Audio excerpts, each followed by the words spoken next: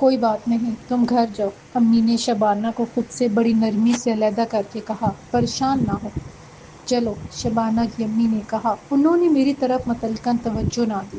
مجھے لگ رہا تھا کہ جیسے میں کوئی غیر ضروری چیز ہوں جس کی موجودگی یا ناموجودگی یکساں ہے۔ میں چپ رہا۔ شبانہ اپنی امی کے ساتھ چلی گئی۔ میں اٹھ کے امی کے پاس بیٹھ گیا اور دونوں ہاتھ ان کے گھٹنوں پہ رکھ کے بولا، امی مجھے معاف کر دیجیے، میں امی نے ایک جھٹکے سے میرے ہاتھ گھٹنوں سے ہٹا دیے۔ میں نے سر اٹھا کے دیکھا۔ امی کے چہرے پر غصے اور آنکھوں میں بے پناہ سرنگی تھی۔ خبردار جو تم نے مجھے کبھی چھوا، امی کے لہجے میں دنیا جہاں کی نفرت تھی۔ پھر وہ ایک جھٹکے سے اٹھی اور باہر نکل گئی۔ میں اپنی جگہ سن ہو کر بیٹھا رہ گیا۔ امی کیا کہہ رہی ہیں، کیا سوچ رہی ہیں، اور وہ سوچتی بھی کیا؟ جو کچھ انہوں نے دیکھا، اس سے وہی نتیجہ اخذ کیا جو کوئی بھی آدمی اس صورتحال میں کرتا۔ امی کا غصہ بجا تھا، مگر میرا خدا شاہد تھا کہ ہمارے درمیان ایسا کوئی تعلق نہیں تھا جس پر میں پشیمان ہوتا۔ لیکن میں اس صورتحال کی وضاحت کس طرح کرتا، کس طرح سمجھاتا؟ امی کے چہرے کے تاثرات اور لہجہ ایسا تھا کہ مجھے کسی صفائی دینے کی ہمت ہی نہیں ہو رہی تھی۔ یا اللہ، یہ کیسا مشکل مقام آ گیا زندگی میں۔ سمجھ میں نہیں آ رہا تھا کہ کیا کروں، کیا کہوں اور کسے کہوں۔ میں اٹھ کے بیٹھ کے سرہانے سے ٹیک لگا کے بیٹھ گیا۔ باہر ابو اٹھ گئے تھے۔ پھر آصف بھائی کی آواز آئی۔ دونوں آپس میں باتیں کر رہے تھے۔ آصف بھائی کے سسرال والے آج آ رہے تھے۔ ابو کو جلدی جانا تھا کیونکہ وہ آج سے کام شروع کروانا چاہ رہے تھے۔ ان کی باتوں کی آوازیں ٹی وی لانچ سے مجھے سنائی دے رہی تھیں۔ میں نے کان لگا کے سنا، مگر ان باتوں میں کوئی بات میری یا شبانہ کے حوالے سے نہیں تھی۔ گویا امی نے ابھی تک اپنے تک ہی محدود رکھا تھا۔ امی کتنی اچھی ہے، میں نے سوچا۔ وہ میری وجہ سے دکھی ہیں، انہیں مجھ پر غصہ ہے، لیکن میں ان کا لاڈلا ہوں، انہیں منا لوں گا، میں سوچ رہا تھا۔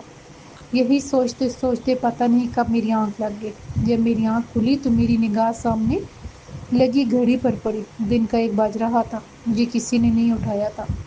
میرا حلق کڑوا ہو رہا تھا۔ میں کمرے سے باہر نکلا۔ ٹی وی لانچ میں کوئی نہیں تھا۔ میں نے ادھر ادھر دیکھا، گھر خالی تھا، امی بھی موجود نہیں تھی۔ مجھے خیال آیا کہ امی یقیناً شبانہ کے گھر گئی ہوں گی۔ میں نے بیسن پر لگے آئینے میں اپنی شکل دیکھی۔ بھاری آنکھیں، پیلا چہرہ، خشک ہونٹ، بڑی ہوئی شیو، یہ میں تھا۔ میں نے جھک کے نل کھولا اور کلی کر کے منہ دھونے لگا۔ تولیے سے منہ پوچھتے ہوئے میں نے ٹی وی لانچ میں دوبارہ داخل ہوا تو ڈائننگ ٹیبل پر ناشتہ رکھا ہوا تھا، چائے، پراٹھا، انڈا، مگر سب ٹھنڈے ہو چکے تھے۔ چائے پر پپڑی سی جم گئی تھی۔ میں نے مائکرو ویو اوون میں ناشتے اور چائے گرم کی اور وہیں ڈائننگ ٹیبل پر بیٹھ کر کرنے لگا۔ اچانک بیرونی دروازہ کھلا اور امی داخل ہوئیں۔ ان کے پیچھے پیچھے محلے کا لڑکا احتشام، جس کی عمر 15-16 برس تھی، اندر آیا۔ امی اور اس کے دونوں ہاتھوں میں کافی شاپرز تھے جن میں سامان بھرا ہوا تھا۔ امی ٹی وی لانچ میں آ کر صوفے پر بیٹھ گئیں۔ احتشام نے سارے شاپرز ان کے پاس رکھ دیے۔ امی نے 50 کا نوٹ نکالا اور احتشام کو دیتے ہوئے بولی، جاؤ بیٹا، بوتل پی لینا، گرمی بہت ہے، ورنہ میں تمہیں خود شربت بنا کر پلاتی۔ جی اچھا۔ احتشام یہ کہہ کر رخصت ہو گیا۔ امی، مجھے اٹھا لیتی آپ، میں نے کہا۔ امی نے کوئی جواب نہیں دیا۔ میں اٹھ کے امی کے پاس بیٹھ گیا اور ان کے ہاتھ تھام کر بولا، امی مجھے معاف کر دیجیے۔ امی نے میرے ہاتھ جھٹک دیے۔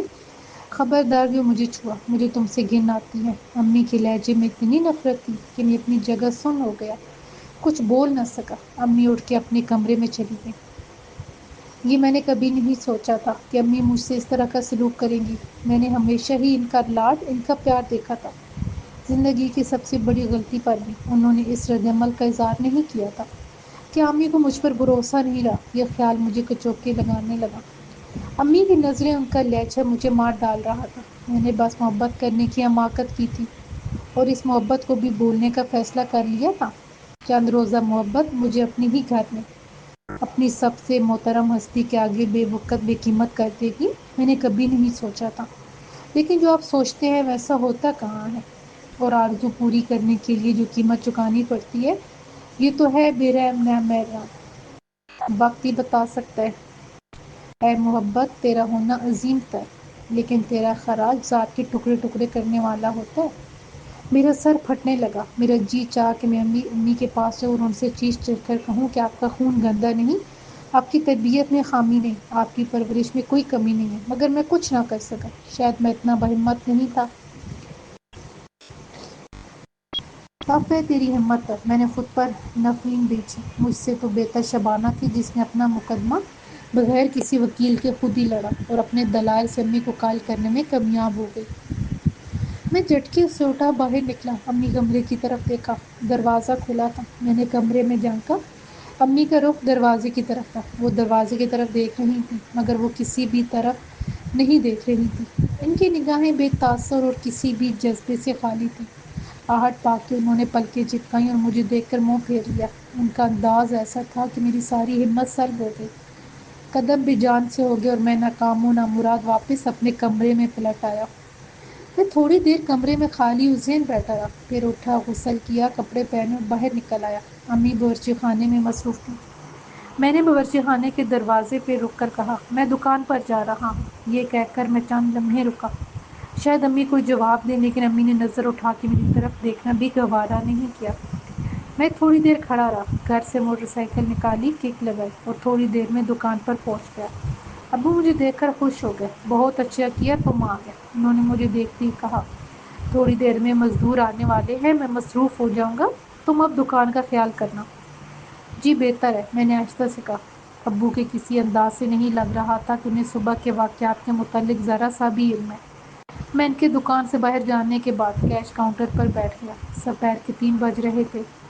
گاہکوں کی آمد و رفت نہ ہونے کے برابر تھی۔ ابو کی جاتے ہی بشیر ہاتھ پوچھتا ہوا لپک کے میرے پاس آیا۔ کیا ہوا؟ اس نے بے چینی سے کہا۔ کیا بات بھول گئی؟ تمہیں کیسے پتا؟ میں نے حیرت سے پوچھا۔ تمہارا مرجھایا ہوا چہرہ، اڑی ہوئی رنگت، یہ سب کہہ رہی ہیں۔ تیری رات کا فسانہ۔ وہ ہنسا۔ مجھے اچھا نہ لگا اس کا یہ بے وقت کا مذاق۔ ہٹ جا، میں نے تلخ لہجے میں کہا۔ وہ خاموشی سے پیچھے ہٹ گیا۔ چند لمحوں بعد اس نے ٹھنڈی ٹھار کولڈ ڈرنک میرے سامنے رکھی۔ کوئی بات نہیں، مجھے جو چاہے کہہ لو، میں تمہارا دوست ہوں۔ اپنی بڑاس نکال لو، وہ بڑی نرمی سے بولا۔ میں حیران ہو گیا۔ بشیر کے اندر لوگوں کے مزاج کو سمجھنے کی حیرت انگیز صلاحیت تھی۔ لمحوں میں وہ چہروں کو پڑھ لیتا تھا۔ برا نہ ماننا، میں بہت پریشان ہوں، میں نے نرمی سے کہا۔ ایک وہی میرا واحد رازدار تھا، جس سے میں دل کا بوجھ ہلکا کر لیتا تھا۔ کوئی بات نہیں، دوست کہتے ہو کسی لیے ہیں۔ جلی کٹی انہی کے حصے میں آتی ہے۔ تم تو واقعی برا مانیے، میں نے اس کا ہاتھ پکڑ کے کہا۔ میری سمجھ میں نہیں آ رہا کہ میں تمہیں کیسے اور کہاں سے بتاؤں۔ کوئی بات نہیں، پہلے تم یہ ٹھنڈی بوتل پیو، پھر باتیں کریں گے، اس نے کہا۔ اس وقت ایک گاہک دکان میں داخل ہوا۔ بشیر اس کی طرف لپکا۔ میں نے بوتل اٹھا کے ایک لمبا گھونٹ بھرا۔ بوتل بہت ٹھنڈی تھی۔ حلق سے سینے تک ایک برف کی لکیر بنتی چلی گئی۔ ٹھنڈک اور مٹھاس نے مجھے تھوڑا سا بحال کر دیا۔ بشیر گاہک کو فارغ کر کے دوبارہ میرے پاس آ گیا، مگر اس بار آ کے وہ آگے کچھ نہیں بولا، بس چپ چاپ بیٹھا رہا۔ میں نے کچھ دیر بعد کہا، کیا پوچھو گے نہیں؟ بتاؤ، وہ مستعدی سے بولا۔ میں نے اس سے رات سے صبح تک کا واقعہ سنا دیا۔ وہ حیرت سے آنکھیں پھاڑے سنتا رہا۔ یار، ہماری بھابھی تو بہت باہمت ہے، پوری ٹارزن ہے، اس کے لہجے میں ستائش تھی۔ پھر میں نے اسے بتایا کہ جب شبانہ غسل خانے سے نکل کر میری شرٹ پہنی ہوئی کنگھا کر رہی تھی اور اسی وقت امی داخل ہوئی تو وہ یوں اچھلا کے اسٹول سے گرتے گرتے بچا۔ اللہ کی قسم، یہ تو پورا فلمی سین ہو گیا۔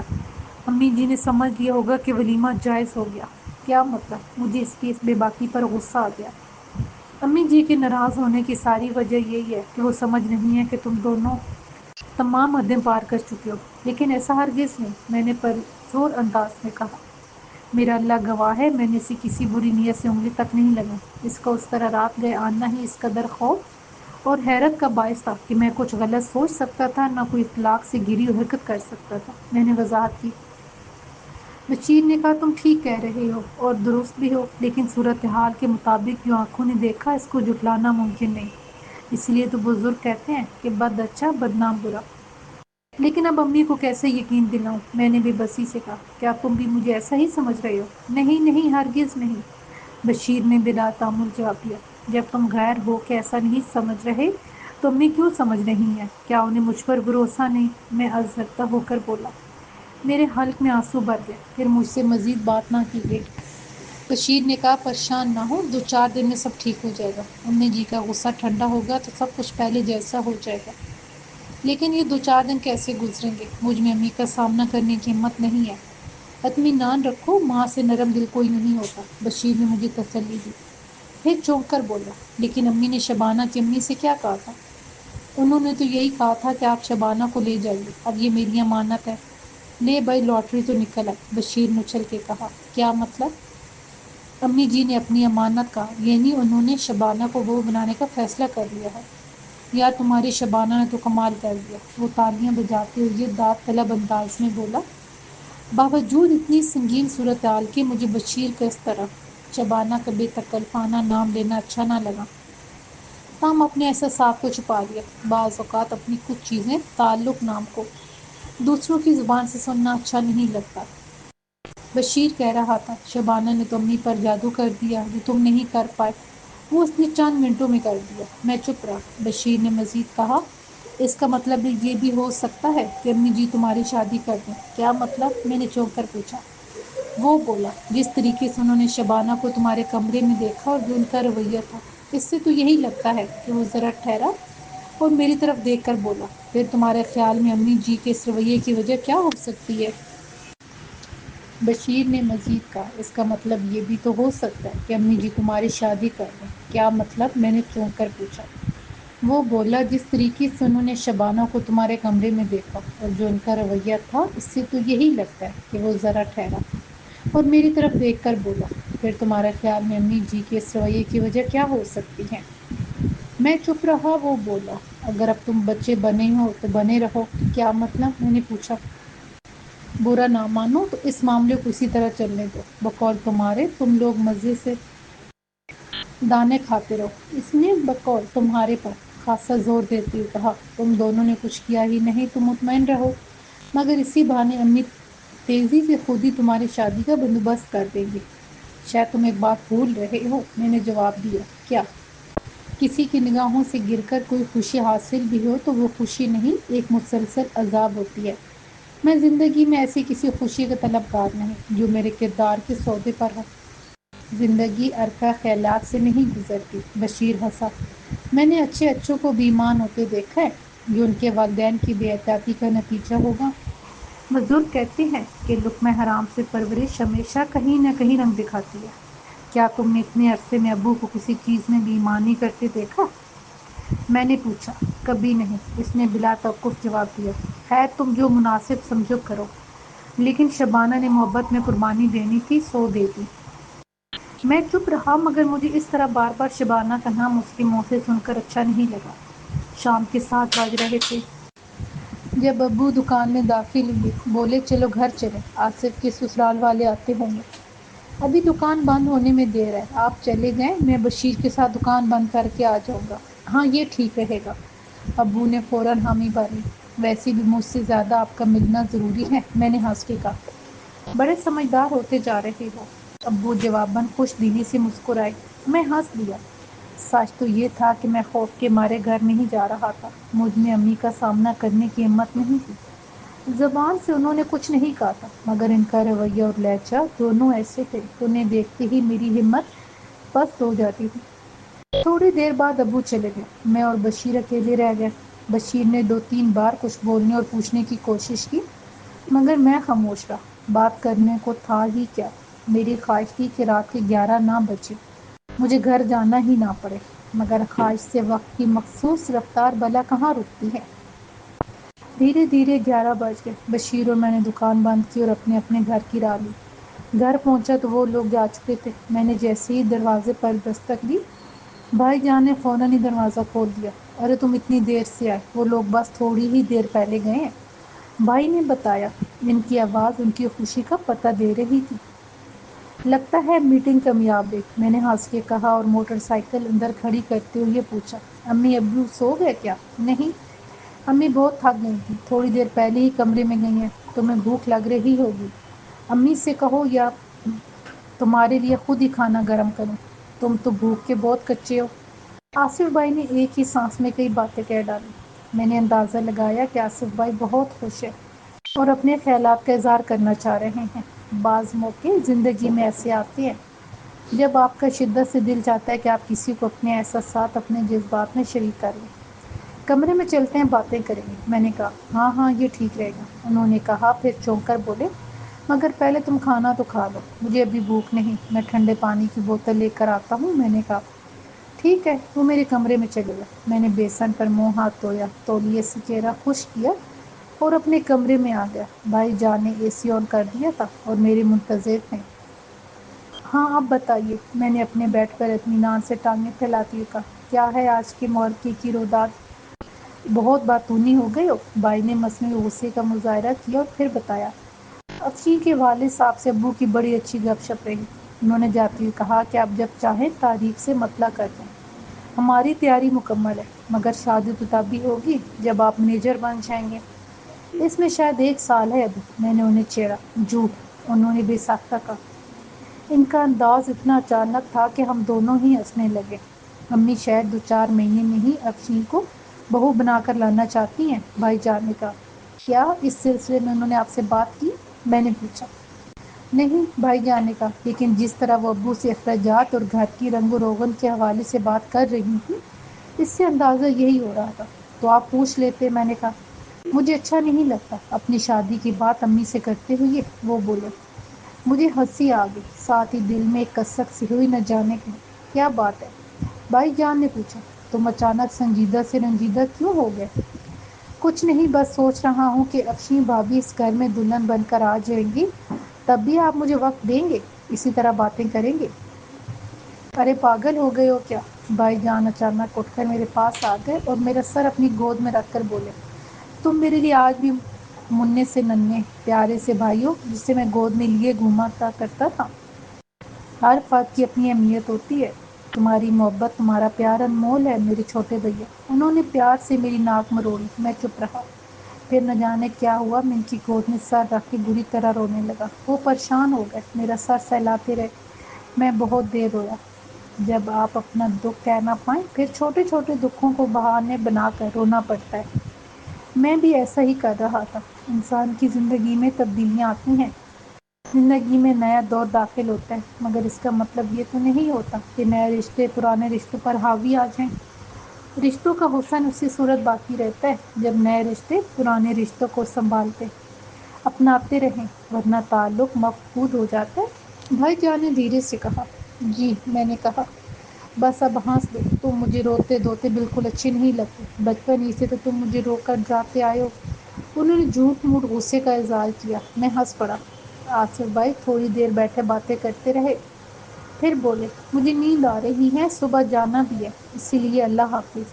انہوں نے جھک کر میرے ماتھے پر پیار کیا اور اٹھ کر چلے گئے۔ ان کی جاتی ہی جیسے کمرے میں سناٹا سپاک ہو گیا، تنہائی وحشت ناک ہو گئی۔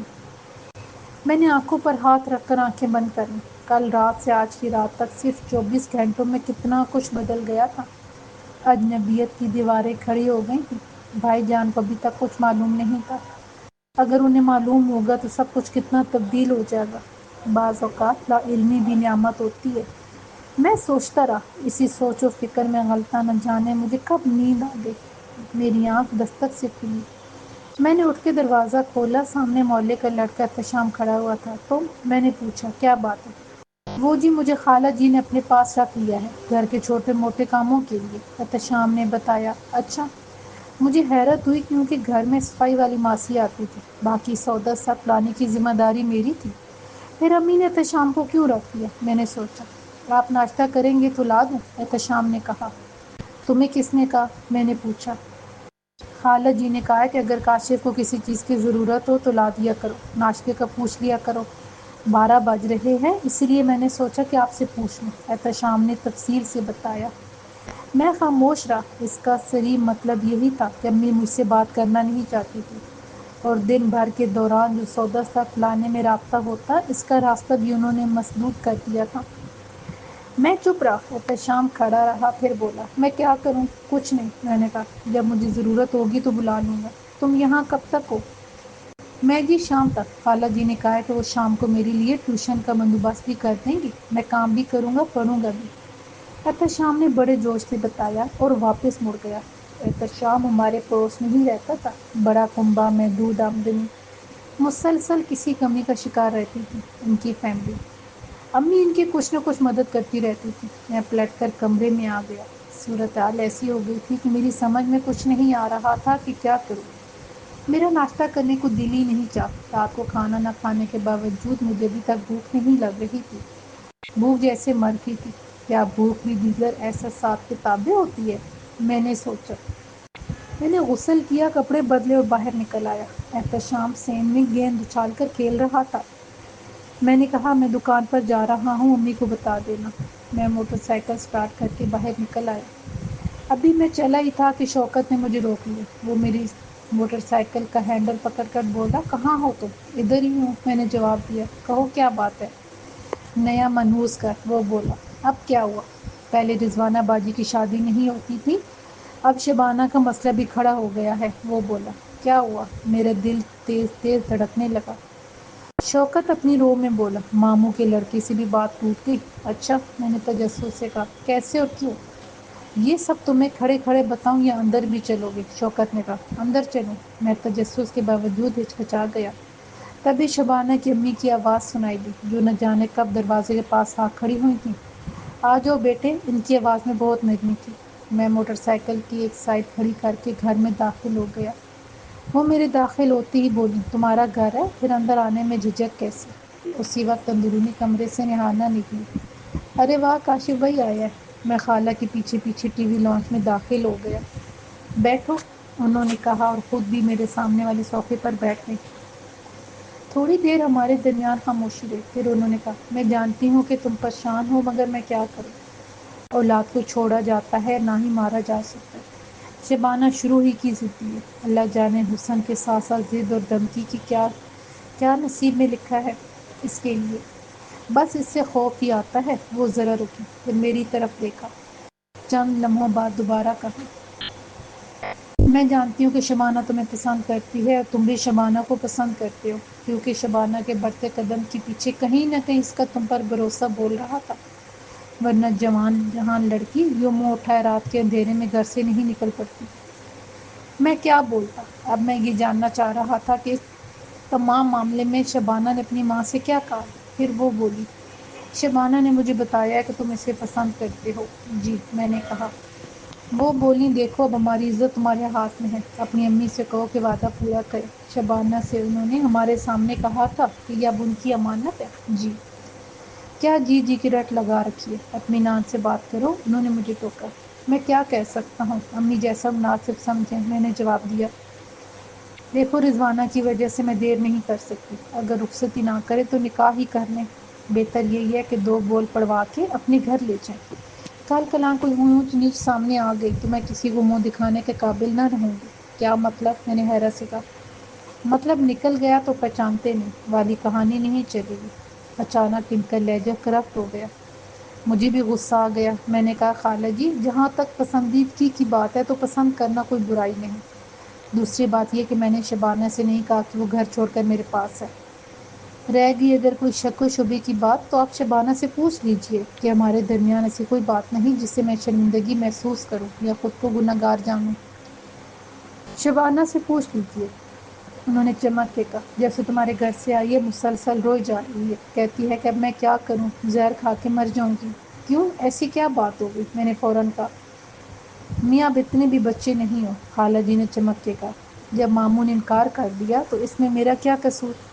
دفتر میں نے اس کے تابڑتوڑ حملوں میں اپنا دفاع ڈھونڈا۔ تم سے کس نے کہا؟ وہ چونک کر بولے۔ کیوں آپ نے انکار نہیں کیا؟ عادل کے باپ کو، اپنے بھائی کو۔ انہوں نے آنکھیں سکیڑ کر میری طرف غور سے دیکھا اور بولی، جھوٹا برتن تو کسی کو دینے سے رہی، میں اپنی جگہ سن ہو کر رہ گیا۔ انہوں نے براہ راست مجھ پر الزام لگا دیا تھا۔ میں ہکا بکا ان کی شکل دیکھ رہا تھا۔ انہوں نے میرے تاثرات کو بانٹتے ہوئے کہا، برا مت ماننا، بعض معاملات میں عورت کا کہنا ہی معتبر مانا جاتا ہے۔ اب شبانہ میں برائی بھی کیا ہے؟ تمہاری خاطر اس نے گھر چھوڑا، اپنی پسند کا سرعام اظہار کیا۔ تم نے کچھ کیا ہو یا نہیں، دونوں صورتوں میں اللہ نے تمہاری جوڑی ملا دی۔ اپنانے میں برائی کیا ہے؟ لوگ تو محبت کے لیے مر جاتے ہیں، جادو ٹونے تک باز نہیں آتے، اور تم ہو کہ اتنی وفادار جان چھڑکنے والی لڑکی سے دور بھاگ رہے ہو۔ میں چپ رہا۔ اتنی دیر میں ریحانہ اسکواش کا گلاس لے ٹھنڈا پیو، ٹھنڈے ہو کر سوچو، اپنی ماں کو جا کر وعدہ یاد دلاؤ، انہوں نے کہا۔ ریحانہ گلاس سینٹرل ٹیبل پر رکھ کر چلی گئی۔ میں چند لمحے وہاں بیٹھا رہا۔ کمرے میں کوئی نہیں تھا، شوکت بھی نہ جانے کہاں غائب ہو گیا تھا، کہیں سے کوئی آواز نہیں آ رہی تھی۔ میں اٹھا اور بغیر اسکواش پیے باہر نکل آیا۔ باہر نکل کے میں نے موٹر سائیکل سٹارٹ کی۔ پتہ نہیں کیوں میں نے پیچھے مڑ کے دیکھا اور میرا دل اچھل کر جیسے سینے میں پھڑ پھڑانے لگا۔ امی دروازے میں کھڑی تھی اور میری ہی طرف دیکھ رہی تھی۔ میرے کچھ سمجھ میں نہیں آیا۔ میں نے موٹر سائیکل کو کک ماری اور طوفان کی طرح گلی سے نکل گیا۔ دکان تک پہنچتے پہنچتے بس مجھے یوں لگ رہا تھا کہ جیسے امی کی آنکھیں میری پشت میں گڑی ہوں۔ میری کیفیت عجیب سی ہو رہی تھی، سمجھ میں نہیں آ رہا تھا کہ کیا کروں۔ مجھ پر نگاہ پڑتی ابو نے کہا، اچھا ہوا تم آ گئے، آج سے پچھلے حصے کو مزدوروں نے گرانا شروع کیا ہے، تمہیں دکان پر بیٹھنا ہے۔ شیخ صاحب والی دکان بھی آج ہی شروع کر دیں گے، وقت کم ہے، کئی کام اکٹھے ہو گئے ہیں۔ جی بہتر، میں نے مختصراً جواب دیا۔ تمہارا چہرہ اترا اترا سا ہے، کیا بات ہے، ماں سے ڈانٹ کھا کے آ رہے ہو؟ انہوں نے میرے چہرے کو غور سے دیکھتے ہوئے پوچھا۔ کچھ نہیں، بس گرمی بہت ہے، میں نے کہا۔ بشیر، کاشف کو کوئی ٹھنڈی سی بوتل دو، ابو نے کہا۔ جی ابو جی، بشیر نے جواب دیا اور فوراً میرے سامنے بوتل کھول کے رکھ دی۔ کیا بات ہے، اگر مناسب سمجھو تو بتاؤ، بشیر نے کہا۔ کیا بتاؤں، کیا کروں؟ سمجھ میں نہیں آ رہا، میں نے کہا۔ ایک تو امی ناراض، اوپر سے انہوں نے مجھے شبانہ کے گھر سے باہر نکلتے ہوئے دیکھ لیا۔ تمہیں وہاں جانے کی ضرورت ہی کیا تھی؟ بشیر نے حیرت سے کہا۔ کیا بتاؤں، شامت امال گیر کے لیے گئی تھی، میں نے جواب دیا۔ میں سمجھا نہیں، بشیر نے کچھ نہ سمجھنے والے انداز میں کہا۔ اس سے پہلے کہ میں کوئی جواب دیتا، دکان میں 2-3 گاہک داخل ہوئے۔ بشیر جلدی سے ان کی طرف بڑھ گیا۔ میں چھوٹے چھوٹے گھونٹ پینے لگا۔ خالی پیٹ میں کولڈ ڈرنک تیر کی طرح جا کر لگی۔ اسی وقت باہر ایک وین آ کر رکی۔ 8-10 آدمی نکلے۔ ان میں سے ایک آدمی جو انداز و اطوار سے ان کا ٹھیکیدار لگ رہا تھا، میری طرف رخ کر کے بولا، حاجی صاحب ہیں، مزدور آ گئے ہیں، کام شروع کرنا ہے، اس نے کہا اور میری طرف جواب طلب نگاہوں سے دیکھنے لگا۔ میں نے کہا، برابر والی دکان میں چلے جائیں، ابو وہیں ہیں۔ وہ مڑ کے برابر کی دکان میں داخل ہو گئے۔ تھوڑی ہی دیر میں ٹھک ٹھک کی آوازیں آنے لگیں۔ مزدوروں نے کام کا آغاز کر دیا تھا۔ میں کاؤنٹر پر بیٹھا سامنے دیکھ رہا تھا کہ اچانک ایک گاڑی آ کے دکان کے تقریباً بالکل سامنے کھڑی ہو گئی۔ اس میں سے آگے بیٹھے ہوئے آدمی نے ذرا بلند آواز میں کہا، کاشف کی دکان یہی ہے؟ ہاں جی، بشیر نے جواب دیا۔ ذرا ادھر آنا، وہ بولا۔ بشیر نے میری طرف دیکھا۔ اس وقت وہ ایک خاتون کا سامان پیک کر رہا تھا۔ میں اٹھ کر کاؤنٹر سے باہر آ گیا۔ ذرا بات سننا، گاڑی میں آگے بیٹھا ہوا آدمی بولا۔ میں اس کے پاس آ گیا۔ تم ہی کاشف ہو؟ اس نے غور سے میرا جائزہ لیتے ہوئے تصدیق طلب لہجے میں سوال کیا۔ ہاں، میں ہی کاشف ہوں، کہو کیا بات ہے؟ میری یہ کہتی گاڑی کا دروازہ کھلا۔ اس میں سے 2 ہٹے کٹے بندے نکلے۔ انہوں نے مجھے اندر کھینچا۔ دروازہ زوردار آواز کے ساتھ بند ہوا اور گاڑی تیزی سے آگے بڑھ گئی۔ یہ کیا، میں نے کہنا چاہا، مگر دوسرے نے تیزی سے میرے بازو مروڑ کر میری ناک پر ہاتھ رکھ دیا اور میں ہوش و خرچ سے بیگانہ ہو گیا۔ مجھے ہوش آیا تو میرا سر بری طرح چکرا رہا تھا، سر میں دھماکے سے ہو رہے تھے۔ میں نے ہاتھ ہلانے کی کوشش کی، پاؤں ہلائے، میرے بدن میں شدید ٹھیس اٹھی۔ میں نے بمشکل خود کو گھسیٹا اور بیٹھنے کی کوشش کی۔ ادھر ادھر دیکھا، میں کسی وسیع و عریض کمرے میں تھا۔ عجیب سی بو پھیلی ہوئی تھی، فرش پر دھول مٹی کی گہری تہہ جمی ہوئی تھی، مجلگہ سا اندھیرا پھیلا ہوا تھا۔ میں کہاں ہوں، میں نے سوچا، یہ کون لوگ ہیں جو مجھے پکڑ کر لائے ہیں اور کیا چاہتے ہیں؟ کہیں مجھے انہوں نے کسی تاوان کے چکر میں تو اغوا نہیں کر لیا؟ بے شمار سوالات نے میرے ذہن پر یلغار کر دی۔ میں نے کھڑا ہونے کی کوشش کی۔ میں بمشکل کھڑا ہوا، میرے گھٹنوں میں شدید درد تھا۔ کیا کیا ہے انہوں نے میرے ساتھ؟ میرا بدن درد کی شدت سے جیسے بھر گیا تھا۔ میں نے ادھر ادھر نظر ڈالی۔ ملگجی اندھیرے میں دور مجھے پانی کے گھڑا نظر آیا۔ میں خود کو گھسیٹتا ہوا گھڑے تک لے گیا۔ گھڑا سیاہی مائل تھا اور پتہ نہیں کب سے رکھا ہوا تھا، اور پانی نہ جانے کیسا ہو، کب کب پڑا ہو۔ شدید پیاس کے باوجود میں پانی کی طرف ہاتھ نہ بڑھا سکا۔ اچانک کوئی چیز میرے پیر سے گزری۔ میں بدک کے پیچھے ہٹا۔ وہ شاید چوہا تھا۔ مجھے پہلی بار شدید تنہائی کا احساس ہوا۔ کسی کو میری خبر بھی ہے یا نہیں؟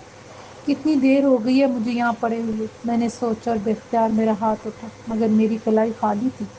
انہوں نے میری گھڑی بھی اتار لی تھی، شاید 2 گھنٹے یا 4 گھنٹے ہو گئے تھے۔ مجھے شدید نکاہت کا احساس ہونے لگا۔ میں نے کل سے کچھ نہیں کھایا تھا۔ اچانک مجھے شدید بھوک کا احساس ہوا۔ میں نے ادھر ادھر دیکھا، کمرے میں چاروں طرف دیواریں ہی دیواریں تھیں، کہیں کوئی دروازہ دکھائی نہیں دے رہا تھا۔ میں کونے میں جا کر بیٹھ گیا۔ شدید نکاہت کے باعث کسی ایک نقطے پر توجہ مرکوز کرنا مشکل ہو رہا تھا۔ کیا مجھے ڈھونڈا جا رہا ہوگا؟ کیا میں امی کو یاد آ رہا ہوں گا؟ کہیں ایسا نہ ہو کہ یہ سمجھا جائے کہ میں خود ہی گھر چھوڑ کے بھاگ گیا ہوں۔ شرم و غیرت کے مارے میرے پیٹ میں انٹن ہونے لگی۔ بس کچھ کھانے کو مل جائے، مگر وہاں مٹی اور دھول کے سوا کچھ نہیں تھا۔ میں نے سوچا کہ مجھے چل پھر کے جائزہ لینا چاہیے۔ میں اٹھا، چند قدم چل کے ابھی اسی جگہ پہنچا تھا جہاں سے میں اٹھا تھا۔ اچانک باتوں کی آواز آئی۔ میری سمجھ میں کچھ نہیں آیا۔ میں جلدی سے زمین پر آنکھیں بند کر کے لیٹ گیا۔ اچانک لوہے کا دروازہ کھلنے کی آواز ہے اور ساتھ ساتھ قدموں کی دمک۔ کوئی سیڑھیاں چڑھ رہا تھا۔ پھر چٹ کی آواز کے ساتھ ہی کمرے میں چھت میں لگا ہوا بلب جل اٹھا۔ میں نے نیوا آنکھوں سے دیکھا، 2 آدمی سیڑھیوں سے اتر رہے تھے، ایک آگے ایک پیچھے۔ پیچھے والے نے ہاتھ میں اسٹیل کا ایک بڑا سا جگ پکڑا ہوا تھا۔ ابھی تک بے سدھ پڑا ہے، ان میں سے ایک نے کہا۔ ارے ایسے بے لباس کیوں کیا ہوا ہے؟ دوسرے نے پوچھا۔ مار کے ڈالو تو کیڑوں، کپڑوں کے ٹیگ کے نشان سے کوئی نہ کوئی سراغ مل جاتا ہے۔